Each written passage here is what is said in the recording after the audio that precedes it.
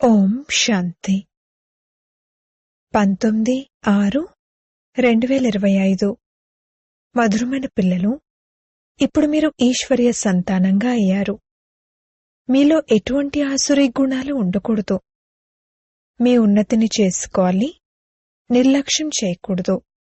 ప్రశ్న: సంగంయుగి బ్రాహ్మణ పిల్లలైన మీకు ఏ నిశ్చయం మరియు నశ ఉంటుంది? జవాబు: పిల్లలైన మనకున్న నిశ్చయం మరియు నశ ఏమిటంటే, ఇప్పుడు మనం ఈశ్వరీయ సంప్రదాయానికి చెందినవారము. మనం స్వర్గవాసులుగా, విశ్వాధిపతులుగా అవుతున్నాము. సంగమయుగంలో మనం ట్రాన్స్ఫర్ అవుతున్నాము. ఆసురీ సంతానం నుండి ఈశ్వరీయ సంతానంగా అయి 21 జన్మల కొరకు స్వర్గవాసులుగా అవుతాము. ఇంతకన్నా గొప్ప విషయం ఇంకేదీ ఉండదు. ఓం శాంతి. తండ్రి కూర్చుని పిల్లలకు అర్థం చేయిస్తున్నారు. చాలా వరకు మనుషులు శాంతిని ఇష్టపడతారు. ఇంట్లో ఒకవేళ పిల్లల గొడవ ఉంటే అశాంతి ఉంటుంది. అశాంతి ద్వారా దుఃఖం అనుభవం అవుతుంది. శాంతి ద్వారా సుఖం అనుభవం అవుతుంది. ఇక్కడ పిల్లలైన మీరు కూర్చున్నారు. మీకు సత్యమైన శాంతి ఉంది. తండ్రిని స్మృతి చేయండి, స్వయాన్ని ఆత్మగా భావించండి అని మీకు చెప్పడం జరిగింది. ఆత్మలో అర్ధకల్పం నుండి ఏదైతే అశాంతి ఉందో అది శాంతి సాగరుడైన తండ్రిని స్మృతి చేయడం ద్వారా తొలగనున్నది. మీకు శాంతి వారసత్వం లభిస్తోంది.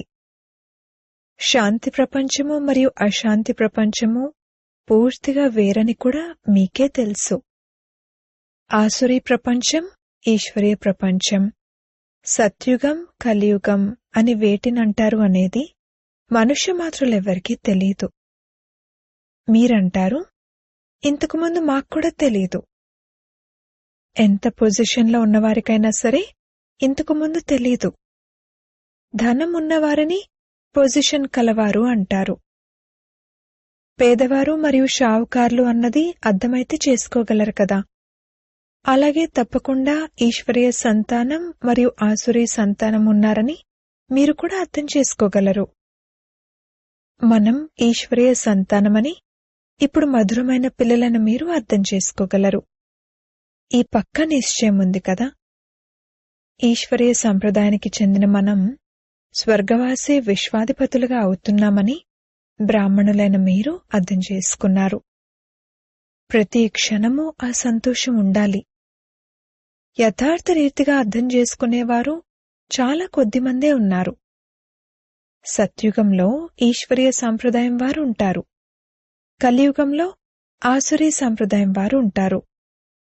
పురుషోత్తమ సంగం యుగంలో ఆసురీ సంప్రదాయం బదిలీ అవుతుంది. ఇప్పుడు మనం శివబాబా సంతానంగా అయ్యాము. ఈ విషయాన్ని మధ్యలో మర్చిపోయాము. మనం శివబాబా సంతానమని ఇప్పుడు మళ్ళీ ఈ సమయంలో తెలుసుకున్నాము. అక్కడ సత్యుగంలో ఎవ్వరూ తమను తాము ఈశ్వరీయ సంతానంగా చెప్పుకోరు. అక్కడున్నవారు దైవీ సంతానం. దీనికి ముందు మనం ఆసురీ సంతానంగా ఉండేవారము. ఇప్పుడు ఈశ్వరీయ సంతానంగా అయ్యాము. బ్రాహ్మణులమైన మనం బీకేలము. రచన అంతా ఒక్క తండ్రిదే.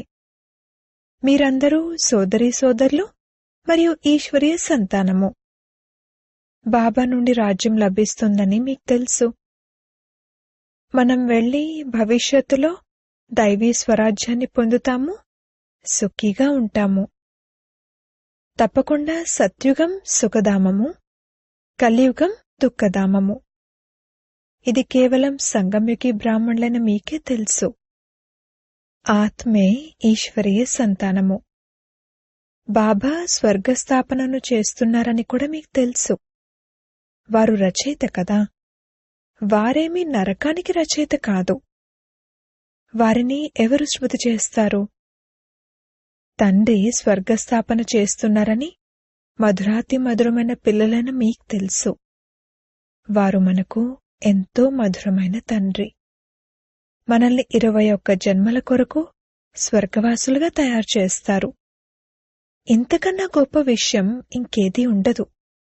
ఇది అర్థం చేసుకోవాలి.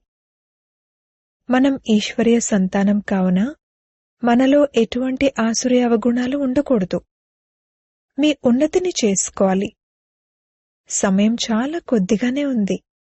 ఇందులో నిర్లక్ష్యం చేయకూడదు. మర్చిపోకండి, తండ్రి సమ్ముఖంగా కూర్చున్నారు అన్నది మీరు చూస్తున్నారు. వారికి మనం సంతానము. మనం దైవీ సంతానంగా అయ్యేందుకు ఈశ్వరుడైన తండ్రి ద్వారా చదువుకుంటున్నాము. కావున ఎంతటి సంతోషం ఉండాలి. నన్ను స్మృతి చేసినట్లయితే వికర్మలు వినాశనం అయిపోతాయి అని తండ్రి కేవలం ఇదే చెప్తున్నారు. అందరినీ తీసుకువెళ్లేందుకే తండ్రి వచ్చారు. ఎంతెంతగా స్మృతి చేస్తారో అంతంతగా వికర్మలు వినాశనమవుతాయి. అజ్ఞాన కాలంలో కన్యకు నిశ్చితార్థం జరిగినప్పుడు వరుడి స్మృతి తనలో ముద్రించుకుపోతుంది. అలాగే కొడుకు పుట్టిన తర్వాత ఆ స్మృతి ముద్రించుకుపోతుంది. ఆ స్మృతి స్వర్గంలో కూడా ముద్రించుకుపోతుంది, అలాగే నరకంలో కూడా ముద్రించుకుపోతుంది. వీరు నా తండ్రి అని కొడుకు అంటాడు. ఇప్పుడు వీరు అనంతమైన తండ్రి, వీరి నుండి స్వర్గ వారసత్వం లభిస్తుంది అన్నప్పుడు మరి వీరి స్మృతి ముద్రించుకుపోవాలి. తండ్రి ద్వారా మనం భవిష్య 21 జన్మల కొరకు మళ్లీ వారసత్వాన్ని పొందుతున్నాము. బుద్ధిలో వారసత్వమే గుర్తుంది. అందరూ మరణించాల్సిందేనని కూడా మీకు తెలుసు. ఎంతో ప్రియాతి ప్రియమైన వారెవరైతే ఉన్నారో వారిలో ఒక్కరు కూడా మిగిలేది లేదు. అందరూ వెళ్లిపోతారు. ఈ పాత ప్రపంచం ఇప్పుడిక అంతమైపోనున్నది అని కేవలం బ్రాహ్మణులైన మీకు మాత్రమే తెలుసు.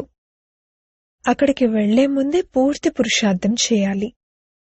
మీరు ఈశ్వరీయ సంతానం కావున మీకు అపారమైన సంతోషం ఉండాలి. తండ్రి అంటూ ఉంటారు, పిల్లలు, మీ జీవితాన్ని వజ్రతుల్యంగా తయారు చేసుకోండి. అది దైవీ ప్రపంచము, ఇది ఆసురీ ప్రపంచము. సత్యుగంలో ఎంత అపారమైన సుఖం ఉంటుంది. దానిని తండ్రే ఇస్తారు. ఇక్కడ మీరు తండ్రి వద్దకు వచ్చారు. ఇక్కడే కూర్చునుండిపోరు కదా. అందరూ కలిసి ఇక్కడే కూర్చునుండిపోయేది కూడా లేదు. ఎందుకంటే పిల్లలు అనంతంగా ఉన్నారు. ఇక్కడకు మీరు ఎంతో ఉల్లాసంతో వస్తారు. మేము అనంతమైన తండ్రి వద్దకు వెళ్తున్నాము. మేము ఈశ్వరీయ సంతానము. మేము గాడ్ ఫాదర్ పిల్లలము. మరి మేం స్వర్గంలో ఎందుకుండము? గాడ్ ఫాదర్ అయితే స్వర్గాన్ని రచిస్తారు కదా. ఇప్పుడు మీ బుద్ధిలో మొత్తం ప్రపంచ చరిత్ర భౌగోళికాలున్నాయి. హెవెన్లీ గాడ్ ఫాదర్ మనల్ని స్వర్గానికి యోగ్యులుగా తయారు చేస్తున్నారని మీకు తెలుసు. ప్రతి కల్పం తర్వాత తయారు చేస్తారు. తాను పాత్రధారి అని తెలిసిన మనుషులు ఒక్కరు కూడా లేరు. మనం భగవంతుడైన తండ్రికి పిల్లలమన్నప్పుడు మరి మనం దుఃఖితులుగా ఎందుకున్నాము? పరస్పరం ఎందుకు కొట్లాడుకుంటాము? ఆత్మలమైన మనమందరము సోదరులమే కదా. సోదరులు పరస్పరం ఎలా కొట్లాడుకుంటూ ఉంటారో చూడండి. కొట్లాడుకుని అంతమైపోతారు.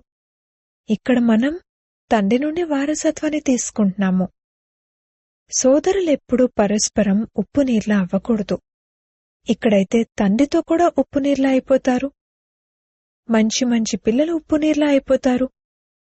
మాయ ఎంత శక్తివంతమైనది. మంచి మంచి పిల్లలెవరైతే ఉంటారో వారు తండ్రికి తప్పకుండా గుర్తుకొస్తారు. తండ్రికి పిల్లలపై ఎంత ప్రేమ ఉంది. తండ్రికి తన పిల్లలు తప్ప గుర్తు చేసుకునేందుకు ఇంకెవరూ లేరు. మీకైతే ఎంతో మందున్నారు. మీ బుద్ధి ఇటు అటూ వెళ్తూ ఉంటుంది. వ్యాపార వ్యవహారాలు మొదలైన వాటి వైపు కూడా బుద్ధి వెళ్తుంది.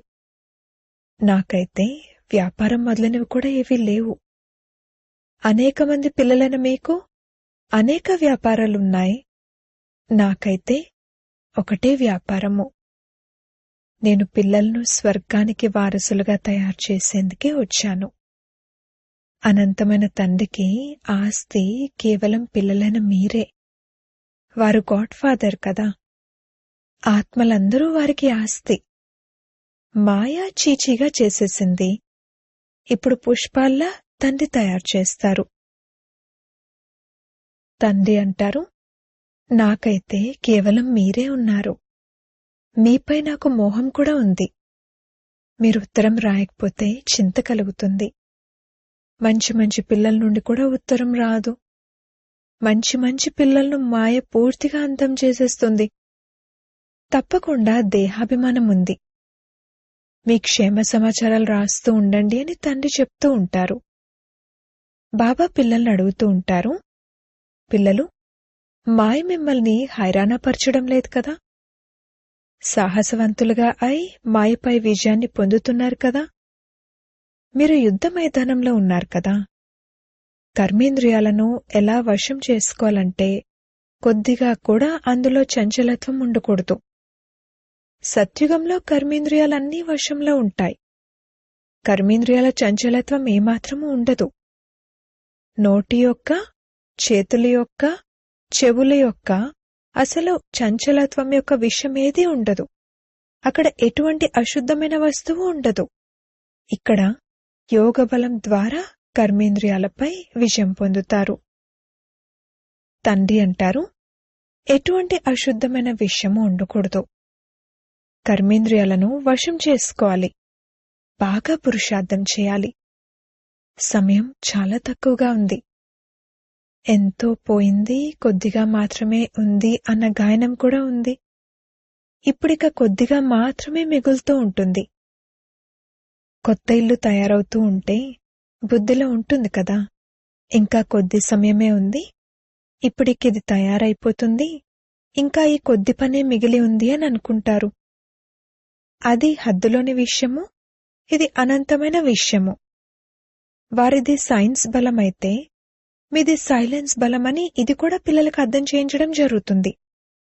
వారిది కూడా బుద్ధి బలమే, మీది కూడా బుద్ధి బలమే. సైన్స్ ఇన్వెన్షన్లు ఎన్ని వెలువడుతూ ఉంటాయి. ఇప్పుడైతే ఎటువంటి బాంబులు తయారు చేస్తూ ఉంటారంటే వాటిని అక్కడ కూర్చుని వదిలితే మొత్తం నగరమంతా అంతమైపోతుందంటారు. ఇకప్పుడు ఈ సైన్యాలు, విమానాలు మొదలైనవి కూడా ఉపయోగపడవు. అది సైన్స్ బుద్ధి, మీది సైలెన్స్ బుద్ధి. వారు వినాశనం కోసం నిమిత్తమయ్యారు, మీరు అవినాశి పదవిని పొందేందుకు నిమిత్తమయ్యారు. ఇది అర్థం చేసుకునే బుద్ధి కూడా కావాలి కదా. తండ్రి ఎంతటి సహజమైన మార్గాన్ని తెలియజేస్తారు అనేది పిల్లలైన మీరు అర్థం చేసుకోగలరు. ఎంతమంది అహల్యలు, నడుం వంగిపోయిన వృద్ధ మాతలు ఉన్నా కూడా కేవలం 2 మాటలు స్మృతి చేయాలి, తండ్రి మరియు వారసత్వం. ఆపై ఎవరు ఎంత స్మృతి చేస్తే అంత. ఇతర సాంగత్యాలను వదిలి ఒక్క తండ్రిని స్మృతి చేయాలి. తండ్రి అంటారు, నేను మన ఇల్లైన పరంధామంలో ఉన్నప్పుడు భక్తి మార్గంలో మీరు పిలిచేవారు, బాబా మీరొచ్చినట్లయితే మేం సర్వస్వము బలిహారం చేస్తాము.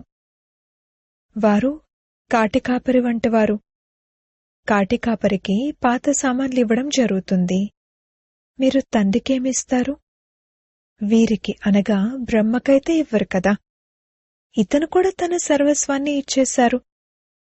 ఇతనేమీ ఇక్కడ కూర్చుని మహళ్లను తయారు చేసుకోరు కదా. ఇవన్నీ శివబాబా కొరకే ఉన్నాయి. వారి డైరెక్షన్లతోనే చేస్తున్నారు. వారు చేసేవారు, చేయించేవారు, డైరెక్షన్లు ఇస్తూ ఉంటారు. పిల్లలంటారు, పాపా మాకు మీరొక్కరే, మీకైతే ఎంతోమంది పిల్లలున్నారు. అప్పుడు బాబా అంటారు, నాకైతే కేవలం పిల్లలైన మీరే ఉన్నారు, కాని మీకైతే ఎంతోమంది ఉన్నారు. దైహిక సంబంధికుల స్మృతి ఎంతగా ఉంటుంది. మధురాతి మధురమైన పిల్లలకు తండ్రి చెప్తున్నారు, ఎంత వీలైతే అంత తండ్రిని స్మృతి చేయండి మరియు అందర్నీ మర్చిపోతూ ఉండండి. స్వర్గరాజ్యపు వెన్న మీకు లభిస్తుంది. ఈ ఆట రచన ఎలా ఉందో కొంచెం ఆలోచించండి. మీరు కేవలం తండ్రిని స్మృతి చేస్తారు మరియు స్వదర్శన్ చక్రధారులుగా అవ్వడం ద్వారా చక్రవర్తి రాజులుగా అవుతారు. ఇప్పుడు పిల్లలైన మీరు ప్రాక్టికల్గా అనుభవజ్ఞులుగా ఉన్నారు. భక్తి పరంపరగా కొనసాగుతూ వస్తుంది అని మనుషులు భావిస్తారు. అలాగే వికారాలు కూడా పరంపరగా కొనసాగుతూ వచ్చాయి.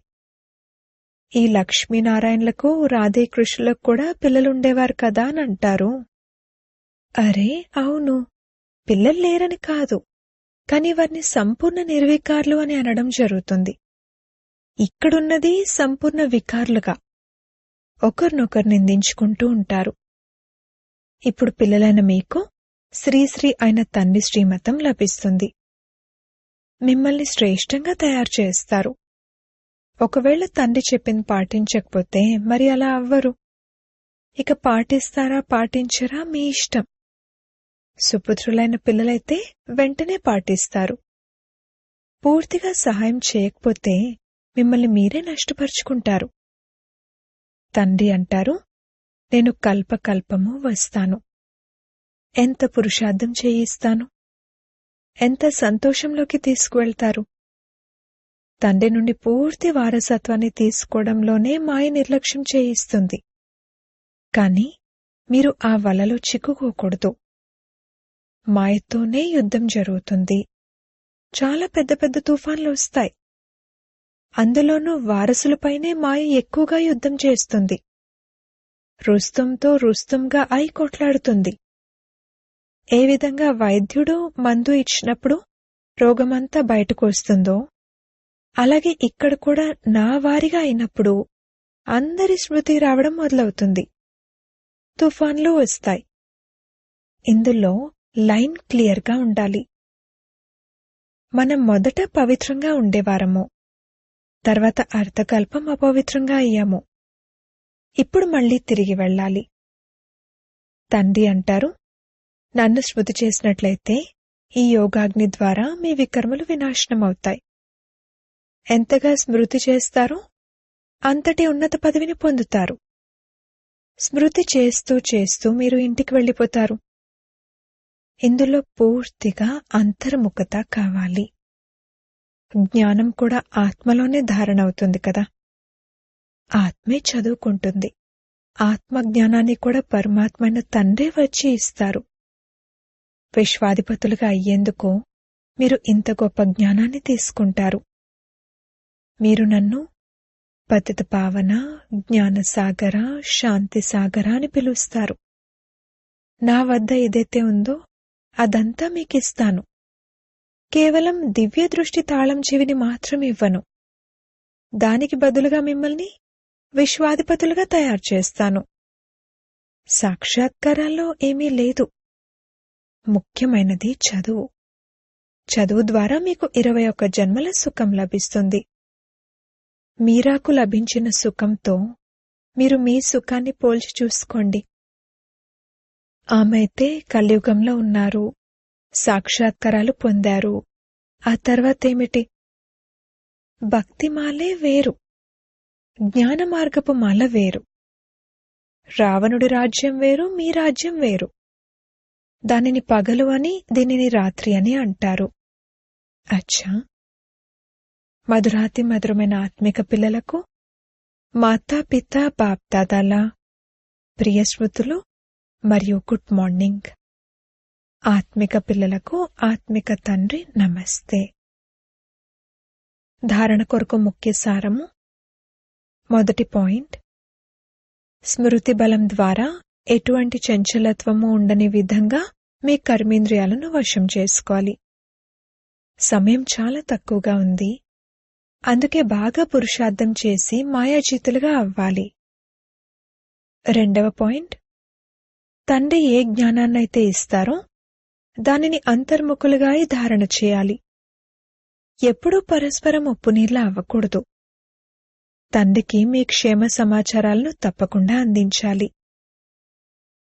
వరదానము, కళ్యాణకారి వృత్తి ద్వారా సేవ చేసే సర్వాత్మల ఆశీర్వాదాలకు అధికారి భవ. కళ్యాణకారి వృత్తి ద్వారా సేవ చేయటం, ఇదే సర్వాత్మల ఆశీర్వాదాలను ప్రాప్తి చేసుకునేందుకు సాధనం. మేం విశ్వ కళ్యాణకారులము అన్న లక్ష్యం ఉన్నట్లయితే అకళ్యాణపు కర్తవ్యం జరగజాలదు. ఎటువంటి కార్యం ఉంటుందో మీ ధారణలు ఆ విధంగా ఉంటాయి. ఒకవేళ కార్యం గుర్తున్నట్లయితే సదా దయాహృదయులుగా, సదా మహాదానులుగా ఉంటారు. ప్రతి అడుగులో కళ్యాణకారి వృత్తితో నడుస్తారు. నేను అన్న భావం రాదు, నిమిత్త భావం గుర్తుంటుంది. ఇటువంటి సేవాదారులకు సేవకు రిటర్న్లో సర్వాత్మల ఆశీర్వాదాల అధికారం ప్రాప్తిస్తుంది. స్లోగన్: సాధనాల ఆకర్షణ సాధనను ఖండితం చేసేస్తుంది. అవ్యక్త ప్రేరణలు: ఆత్మిక స్థితిలో ఉండే అభ్యాసం చేయండి, అంతర్ముఖులుగా అవ్వండి. అంతర్ముఖి ఆత్మలు 3 రకాల భాషల యొక్క అనుభవజ్ఞులుగా ఉంటారు. 1 నయనాల భాష, 2 భావన యొక్క భాష, 3 సంకల్పాల భాష. ఈ 3 రకాల భాషలు ఆత్మిక యోగి జీవితం యొక్క భాషలు. ఎంతెంతగా మీరు అంతర్ముఖి స్వీట్ సైలెన్స్ స్వరూపంలో స్థితులవుతూ ఉంటారో అంతగానే ఈ 3 భాషల ద్వారా సర్వాత్మలకు అనుభవం చేయించగలరు. ఇప్పుడు ఈ ఆత్మిక భాష యొక్క అభ్యాసులుగా అవ్వండి. అచ్చా, ఓం శాంతి.